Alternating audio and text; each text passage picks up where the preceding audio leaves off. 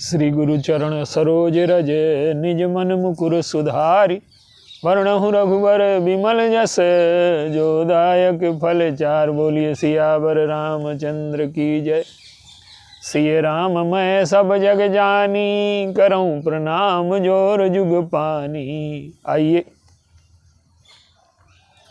मनुष्य के जीवन की जो मूलभूत समस्या दुख है, उसकी जड़ कहाँ है, उसका मूल कहाँ है, उसका स्रोत कहाँ है, इस पर विचार करते हैं।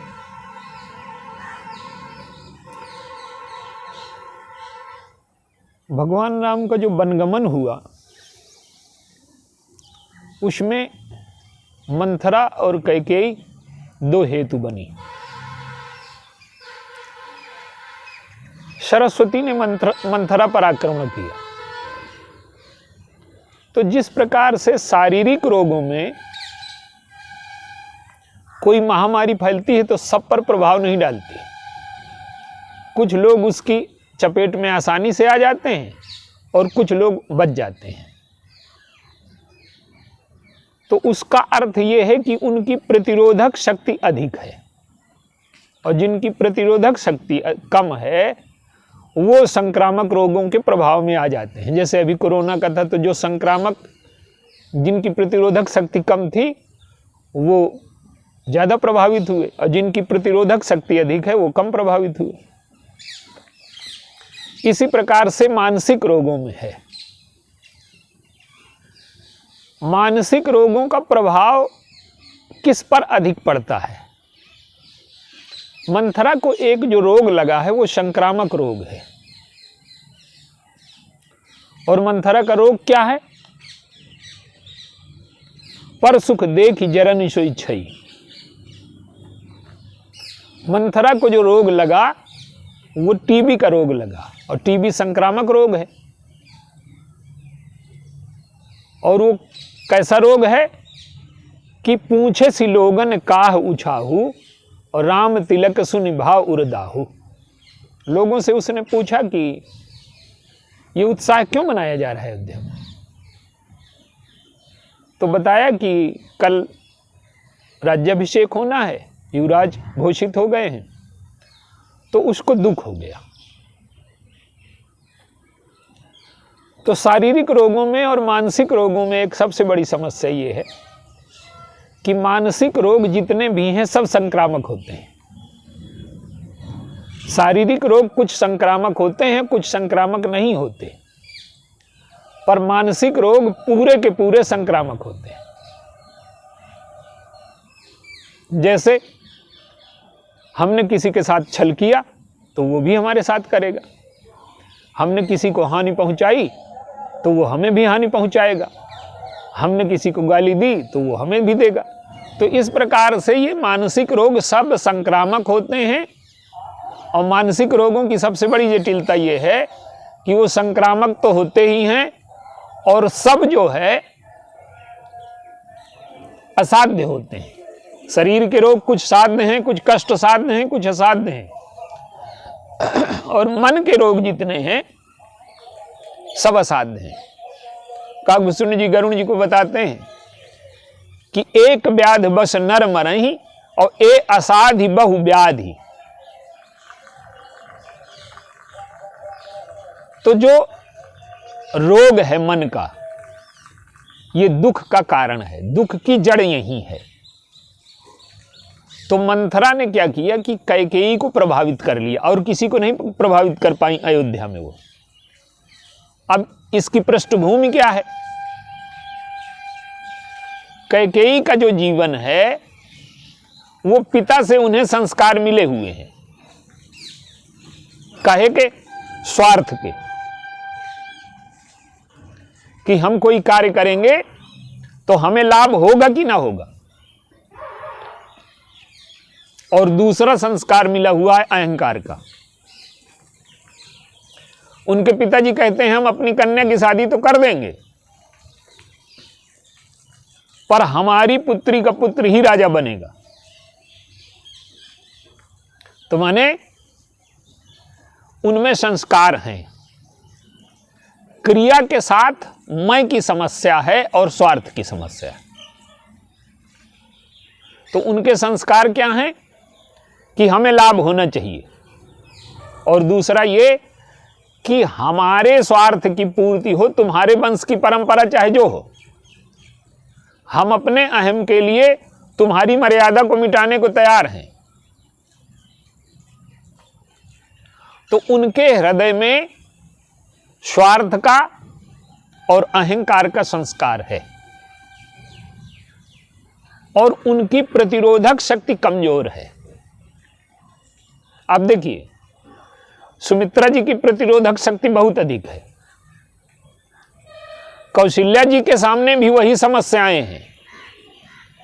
कैकेयी के सामने तो कोई समस्या नहीं थी, केवल कल्पना में था कि राम अगर राजा बनेंगे तो तुम भरत को जेल में डाल दिया जाएगा और तुम्हें सेवा करनी होगी सौतों की। ये कल्पना में था केवल, ये वास्तव में नहीं था। और कौशल्याम्बा के सामने और सुमित्राम्बा के सामने कल्पना में नहीं, वास्तव में खड़ी हो गई समस्या। क्या कि उनके कौशल्याम्बा के सामने क्या है कि उनके पुत्र को बिना किसी अपराध के, बिना किसी दोष के 14 वर्ष का वनवास दे देना, ये कहाँ का न्याय है। लेकिन उनके जीवन में द्वेष की सृष्टि नहीं हुई, उनके जीवन में क्रोध की सृष्टि नहीं हुई। वो स्वस्थ हैं, अयोध्या में सब स्वस्थ हैं। देखिए, संक्रामक रोग फैला अयोध्या में, अब भगवान राम का वनगमन क्या है? अकारण, कोई दोष नहीं, कोई अपराध नहीं, तो सभी लोग स्वस्थ हैं, सबका अंतःकरण स्वस्थ है। तो कौशल्याम्बा राम भरत दो सुत समझानी, उनके हृदय में रोग ने प्रभाव नहीं डाला, और सुमित्राम्बा के तो डाला ही नहीं। सुमित्राम्बा तो इतनी स्वस्थ हैं कि लक्ष्मण जी को शक्ति लगी तो उनको चिंता ये नहीं है कि लक्ष्मण वीर गति को प्राप्त हो गया, उनको चिंता ये है कि मेरा राम अकेला रह गया। तो मानसिक रोगों की समस्या हमेशा से है, लेकिन जिसके अंतःकरण में पहले से कमजोरी है। कहने का अर्थ ये है कि रोग के कीटाणु अगर हमारे अंतःकरण में हैं और बाहर भी वही वातावरण हुआ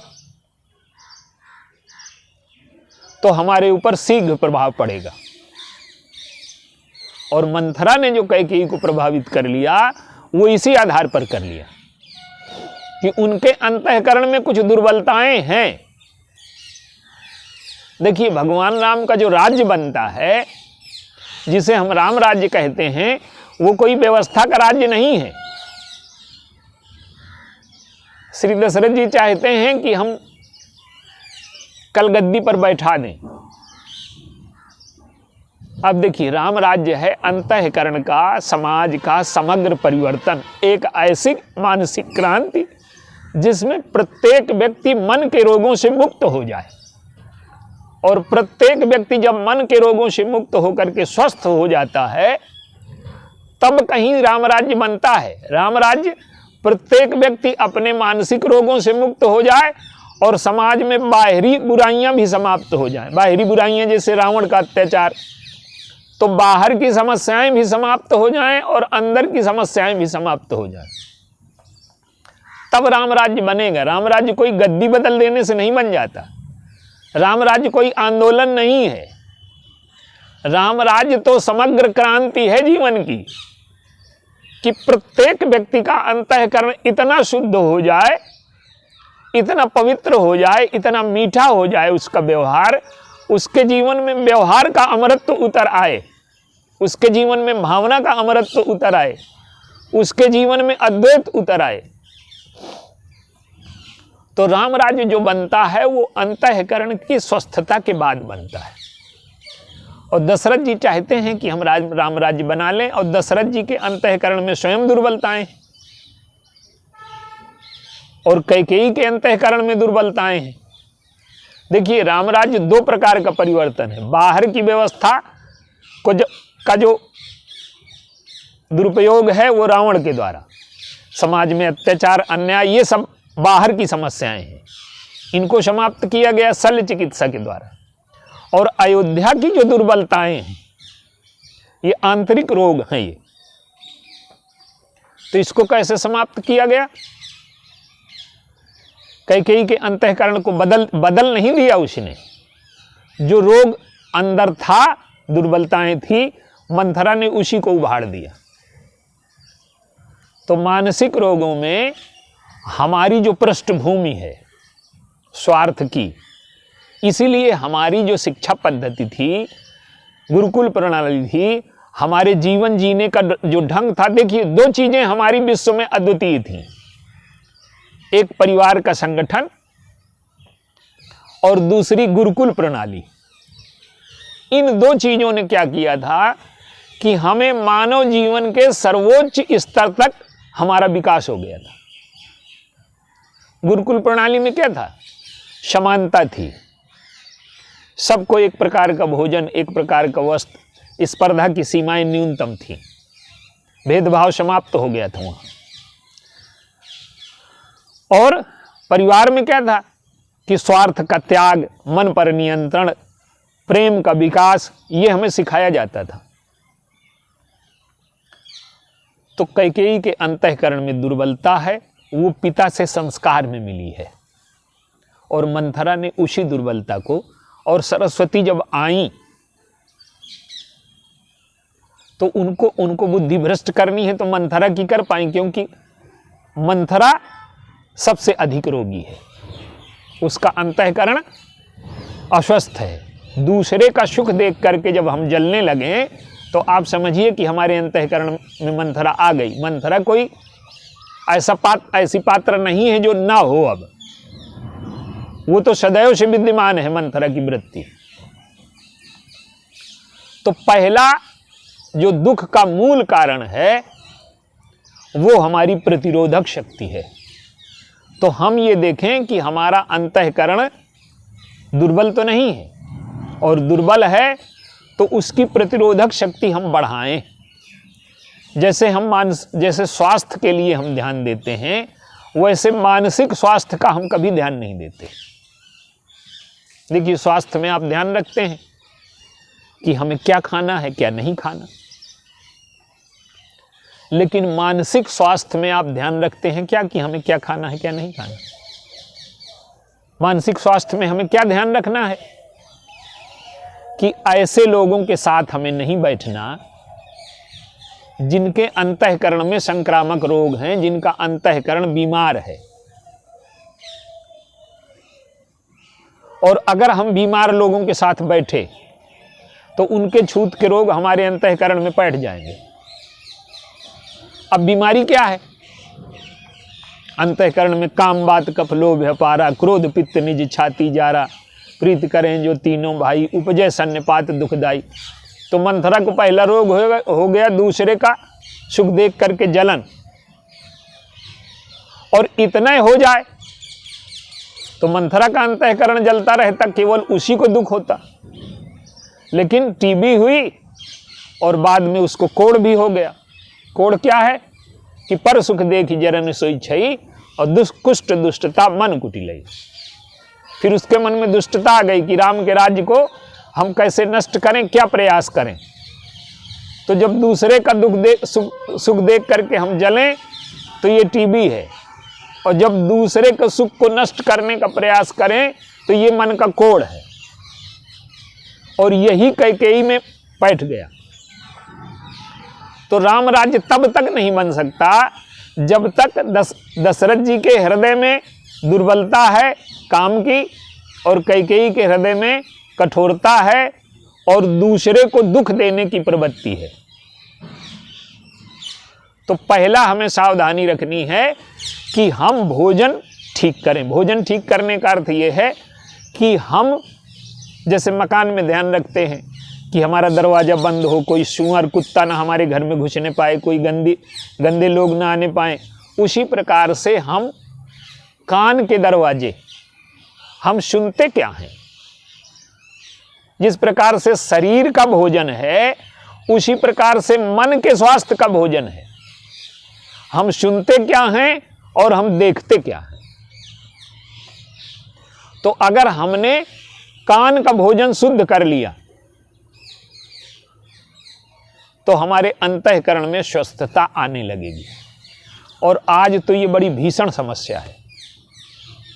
आज मोबाइल का युग है। आज अधिकांश लोग गंदे दृश्य और अश्लील संवाद ये सुन करके अपने मन को और भी बीमार करने में लगे। तो हमारा अंतःकरण मानसिक जो दुर्बलताएं हैं उससे हम अपने को मुक्त करें। हमारा भोजन सही हो, माने कान का भोजन। और एक दूसरी समस्या है कि जब ये मानसिक रूप से हम बीमार हो जाएंगे तो स्वयं तो दुखी होंगे ही और दुख का प्रसार करेंगे। आप देखिए, आज तो सोचने का ढंग ही विचित्र हो गया है। मान लीजिए एक झंडा है देश का, तो क्या हम इस ढंग से सोचेंगे क्या कि इसका कितने रुपए मूल्य है?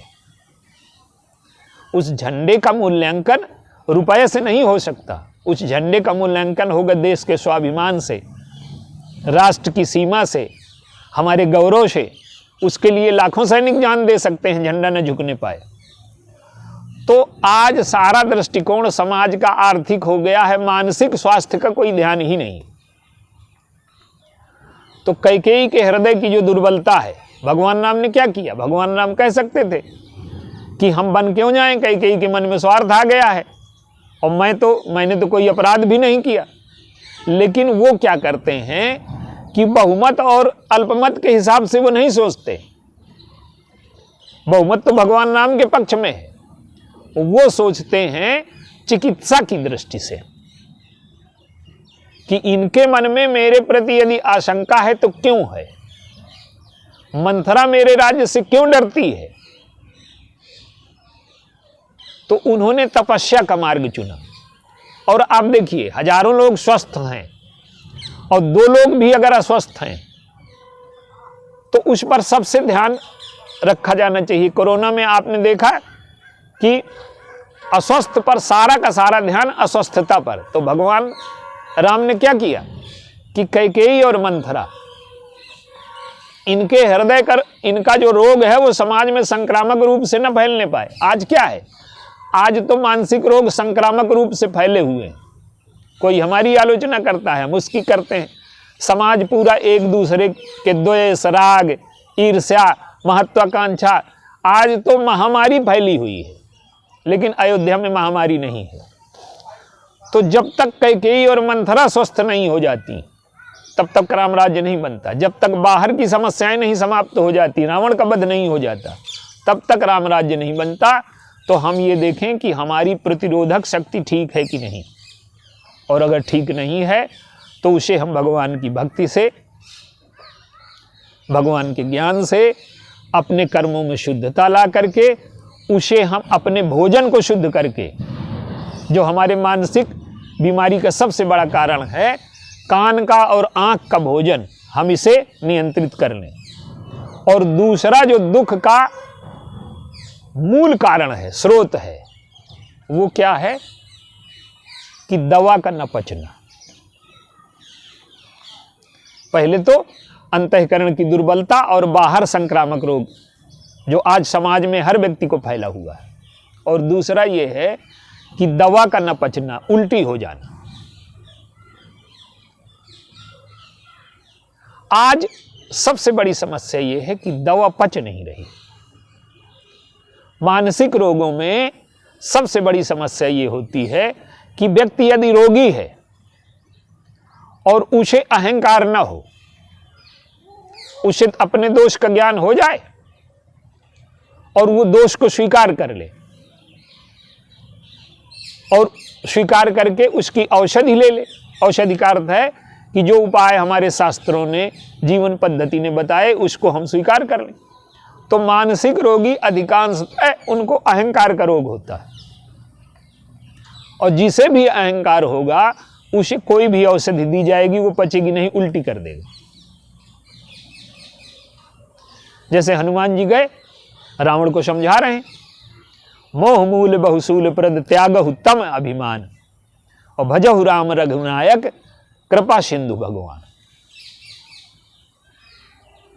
तुमने जो अन्याय किया है, सीता जी को चुरा लाए हो, केवल तुम लौटा दो, और तम अभिमान माने लोगों को सताना छोड़ दो। तो रावण हंसता है, मिला हमहि कपि गुरुबड़ ज्ञानी, बोला बिहसी महाअभिमानी। मिला हमहि कपि गुरुबड़ ज्ञानी। हनुमान जी की बातें बिल्कुल ठीक हैं। कहता है कि बंदर में मुझे गुरु के रूप में मिला। तो रावण को कोई दवा पचती नहीं है, और रावण को कोई दवा नहीं पचती, इसीलिए वो मृत्यु को प्राप्त हो गया। और कैकेयी के जीवन का सौभाग्य ये है कि उन्हें अपने दोषों का ज्ञान हो गया।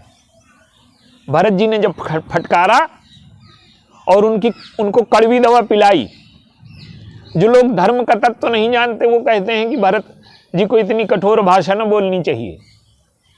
कैकेयी का रोग बिना कड़वी दवा के ठीक ही नहीं हो सकता। उनको ममत्व का रोग हो गया है, उन्हें ईर्ष्या का रोग हो गया, उन्हें द्वेष का रोग हो गया, उन्हें क्रोध का रोग हो गया। तो भरत जी ने कड़वी दवा पिलाई। कड़वी दवा क्या है? बर मांगत मन भई नहीं पीरा, गरि न जी हम परे न कीरा, और भूप प्रतीत तोर किम कीन्ही, मरण काल विधिमति हरिलीन्ही। तो वो कड़वी दवा जब पिलाई उनको, तो उनके जीवन में अहंकार समाप्त हो गया, बाद में वो स्वस्थ हो गई।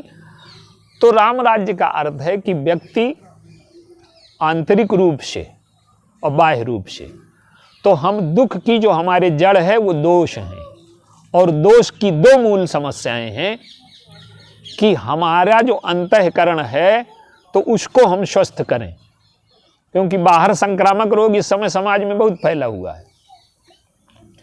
तो जैसे कैकेयी का अंतःकरण दुर्बल है पिता के संस्कारों की वजह से, उसी प्रकार से हम देखें कि हमारा मानसिक स्वास्थ्य कैसा है, और फिर देखें कि हमें दवा पच रही है कि नहीं पच रही। और अगर दवा नहीं पच रही तो हमारे स्वस्थ होने की कोई संभावना नहीं।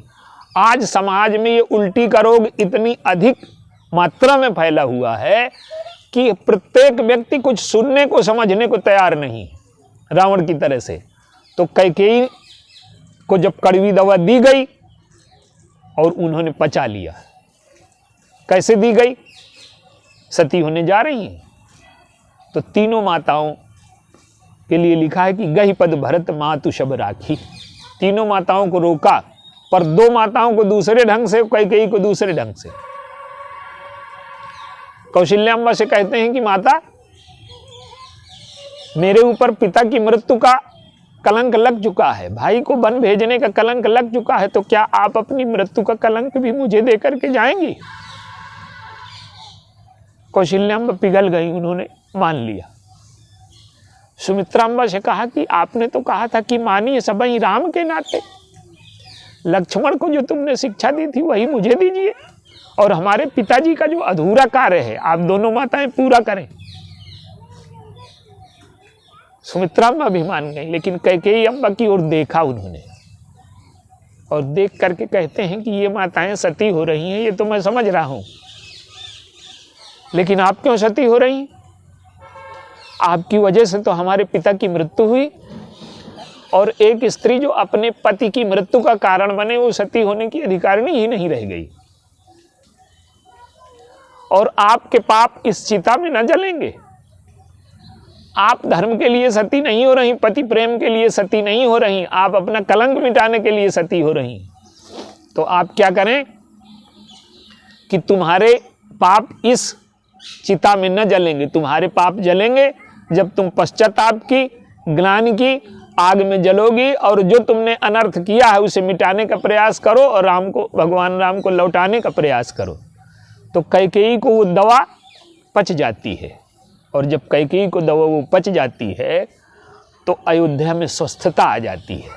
तो हम अपने जो दुख की जड़ है, उन दो चीजों को पकड़ लें कि हमारा मानसिक स्वास्थ्य कैसा है और हमें दवा पच रही है कि नहीं पच रही। अगर ये दो चीजें हमें समझ में आ जाएं तो हम दुख की जड़ को काट सकते हैं। हमारे जीवन में जो दुख प्रबल रूप से आया हुआ है उसे हम समाप्त कर सकते हैं। तो इन दो बिंदुओं पर ध्यान रखें और दुख की जड़ को काटने का प्रयास करें और भगवान से प्रार्थना करें कि हमारे जीवन में दुख का प्रवेश रुक जाए। बोलिए सियावर रामचंद्र।